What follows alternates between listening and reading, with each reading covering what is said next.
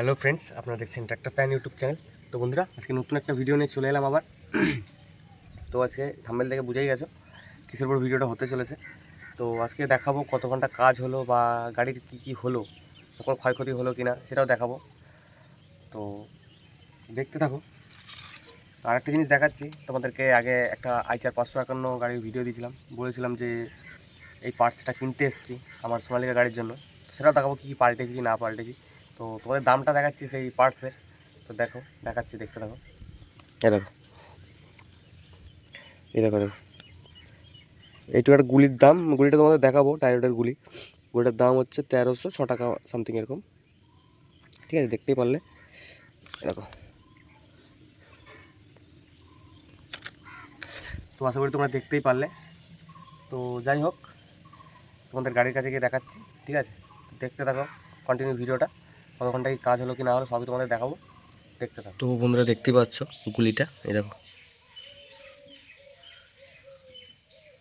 এটা ঠিক করা যেত, এটা ঠিকই আছে। ঠিক আছে, এটা বলে দিচ্ছি তোমাদেরকে, আমি তো পাল্টেছি বলে তাই। তোমাদের যদি এরকম মানে কালার এক্সেলের গুলি এরকম ক্ষয়ে যায়, জিনিসটা এরকম খুলবে। ঠিক আছে, খোলার পরে একটা এই মাপের ওয়াশার লাগাবে, এখানে ওয়াশার দিতে হবে, ওয়াশার দিয়ে ঝেলে দেবে যেন গুলিটা বেরিয়ে না চলে আসে। আমারও বেরোচ্ছে না। আমি যখন সার্ভিস করতে গেছিলাম গাড়ি, তখন আমার মানে এরকম গাড়ি টার্ন করতে গিয়ে মানে আমার ডান সাইডের চাকাটা থেকে গুলিটা বেরিয়ে গেছিলো। ঠিক আছে, তোমরা একটা ওয়াশার পড়াবে, এখানে একটা ওয়াশার দিয়ে দেবে। ঠিক আছে, ওয়াশার দিয়ে ঝেলে দেবে, তাহলে আর গুলিটা বেরিয়ে আসবে না। ঠিক আছে, গুলিটা যে বেরিয়ে যাবে না, বেরিয়ে আসবে না। ঠিক আছে, এখানে একটা ওয়াশার দিয়ে দেবে। আমি এটা ঠিক করে আনবো, এটাও লাগিয়ে দেবো পরে। ঠিক আছে, এটা ফেলা যাবে না, ফেলার কাজ নেই, এটা এখনও ঠিক আছে, চলবে। দেখো, এই গুলিটার দাম 1300 টাকা নিয়েছে। তোমার দেখাচ্ছে এই গুলিটা অরিজিনাল 1300 টাকা। তো দেখতে থাকো। তো বন্ধুরা, দেখতে পাচ্ছ স্বরাজ গাড়িটা। স্বরাজ গাড়িটা দেখো কত সুন্দর সাজানো হয়েছে। দেখো, স্টায়ারিং লাগানো হয়েছে, আর সামনে 4টেই ঝুলঝুলি লাগানো হয়েছে। এগুলো সব আমার ড্রাইভারগুলো লাগিয়েছে, বলছে আলু বইবো 2 দিন পর থেকে, তো এইগুলো লাগাই, ভালো লাগবে দেখতে। গাড়িতে আবার বক্সও লাগাবে বলছে। তো এই গাড়িটা সোনালিকা 2WD গাড়িটা দেখাচ্ছি, এগুলোতে আলু বওয়া হবে আর 4 হুইলটা রাখা হবে খালি তিল চষার জন্য। তো দেখতে থাকো। তো বন্ধুরা, তোমরা আওয়ার মিটার দেখতেই পাচ্ছ কত ঘন্টা চলেছে, 2434.5। ঠিক আছে, মানে 2434 ঘন্টা চলেছে গাড়িটা। ঠিক আছে, তো বোরোতে কত কত ঘন্টা চললো বলে দিচ্ছি তোমাদের। বোরোতে ছিল 2280 ঘন্টা, না 2280, মানে 75 থেকে 80 ঘন্টার মধ্যে। এবার চলেছে কতটা তোমরা দেখে নাও। এই গাড়িটাই বোরোতে চলে বেশি। ঠিক আছে, আমারটাও চলেছে, সোনালিকাটাও চলেছে। ঠিক আছে, তো ওটাও দেখাবো, ওটা কত ছিল। ঠিক আছে, কত হয়েছে তোমাদের দেখাবো। তো এটা তোমরা দেখে নিলে, আর তোমরা আন্দাজ করে দেখে নাও, হিসাব করে লাগিয়ে নাও যে কত চলতে পারে। 2434, আর এদিকে তোমার 2275 থেকে 80 এরকম ছিল। ঠিক আছে, চলেছে কত এবার তোমরা হিসাব করে নাও। এই যে স্বরাজ গাড়িটা দেখতে পাচ্ছ। তো এই যে আমার সোনালিকাটা দেখতেই পাচ্ছ। তো এই গাড়িটা কত ঘন্টা চলেছে কি না চলেছে তোমাদের দেখাচ্ছি। ঠিক আছে, দেখতে থাকো।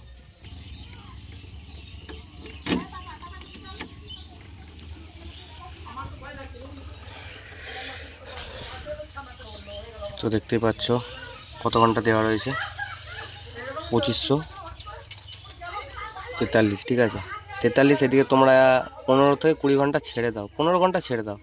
ঠিক আছে, 15 ঘন্টা ছেড়ে দাও।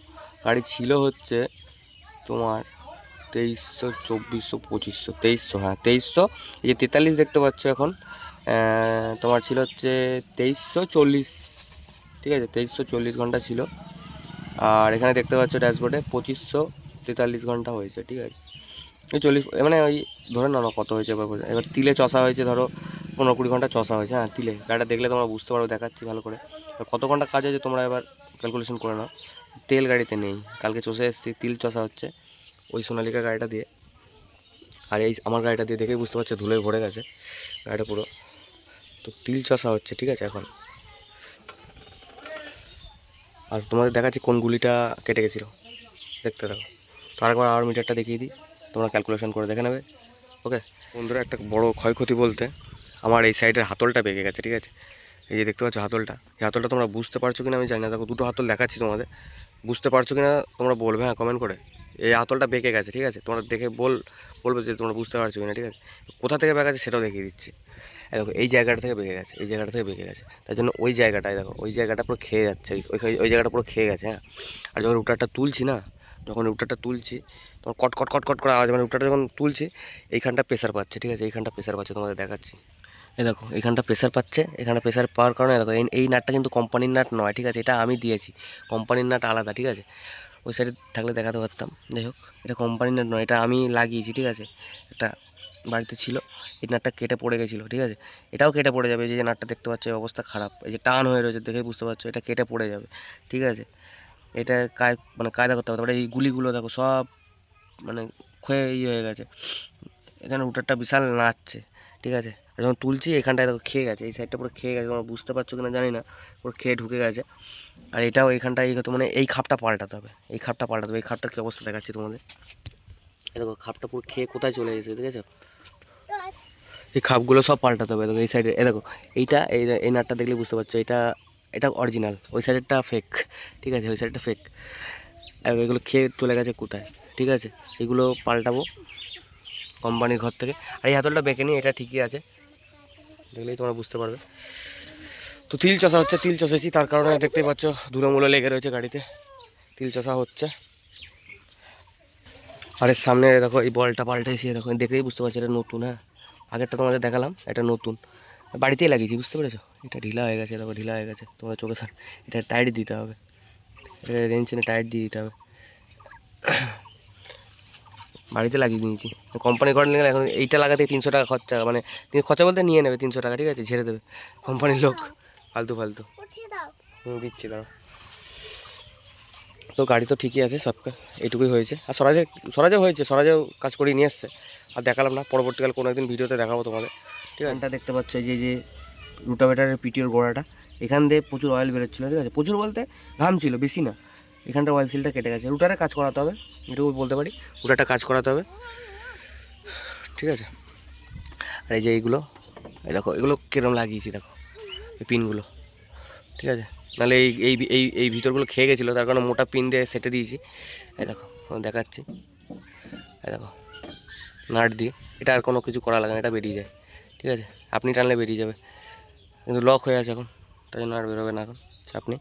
তো কাজ করাবো, তোমাদেরকে ভিডিওতে দেখাবো, ঠিক আছে, গাড়ির কাজ হবে, এগুলো সব ঝালবো, ওই বলগুলো দু সাইডের, অনেক কিছু করার আছে গাড়ি, যেদিন কাজ করব লেদে ফেলবো, একদিন লেদে নিয়ে যাবো, লেদের কাজ যেগুলো আছে টুকটাক ঝালাঝালি, এগুলো তোমাদেরকে দেখাবো, ঠিক আছে, চাপ নেই। আর গাড়ি একদিন শোরুমেও নিয়ে যাবো, আসারের আগেই শোরুমে নিয়ে যাবো, গিয়ার অয়েল, গিয়ার বক্সের সামনের ফ্রন্টের অয়েল, তারপর পাওয়ার স্টারিং অয়েল, আর যা যা হয় আর কি যাবতীয় গাড়ির এগুলো চেঞ্জ করতে হবে, যেহেতু আমার মানে 1200 ঘন্টায় চেঞ্জ করার কথা ছিল, সেখানে হয়ে গেছে 2500 ঘন্টা, মানে ডবল হয়ে গেছে, ঠিক আছে। তো এটাই হচ্ছে বিষয়। আর তোমরা অনেকেও দেখতে চেয়েছিলে যে আমার 4 হুইলের এই পাইপটা, গ্যাস পাইপটাই দেখো, গ্যাস পাইপটা তোমাদের দেখিয়ে দিলাম একবার, ভিডিওটা অনেকটা বড় হয়ে গেল, দেখে নিলে কেমন কি। তো বন্ধুরা আজকের মতো ভিডিওটা এইটুকুই, তো দেখা হবে নেক্সট অন্য কোনো ভিডিওতে। তো টাটা, বাই বাই, তো দেখা হচ্ছে নেক্সট অন্য কোনো ভালো ভিডিওতে।